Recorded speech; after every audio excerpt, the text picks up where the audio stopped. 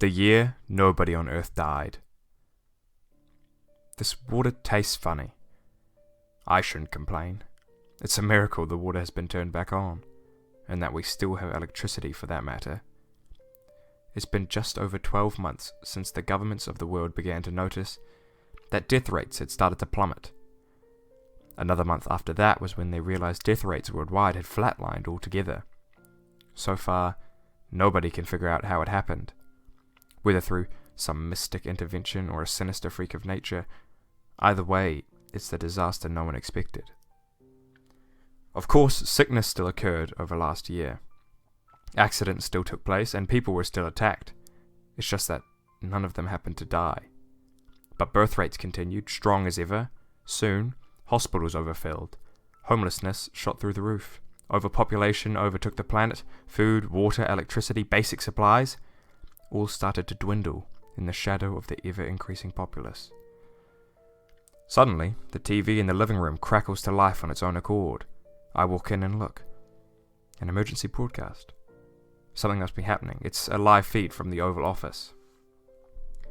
The president sits at her desk. She shuffles papers on the table nervously. Today is a hard day, she croaks. Tears well up in her eyes.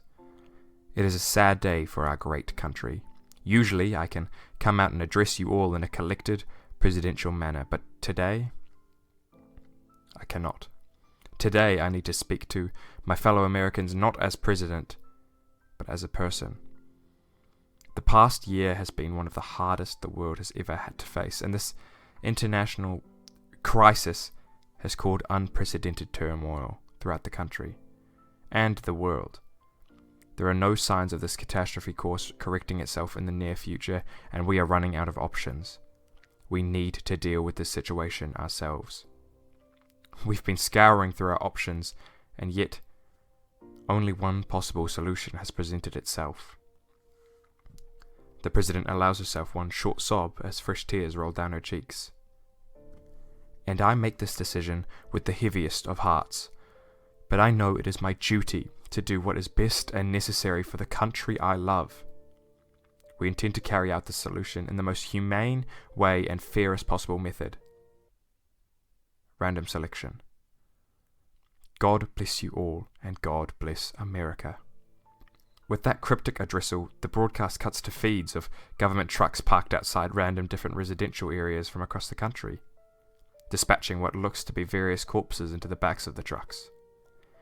I walk over to the window and notice a truck pulling up outside our block. Funny, it looks just like the government ones on TV. Suddenly, a loud thump comes from our kitchen. I rush in and see my roommate lying face down on the kitchen floor. Before I have time to react, my vision goes blurry and my head spins. I look down at the glass in my fist. This water tastes funny.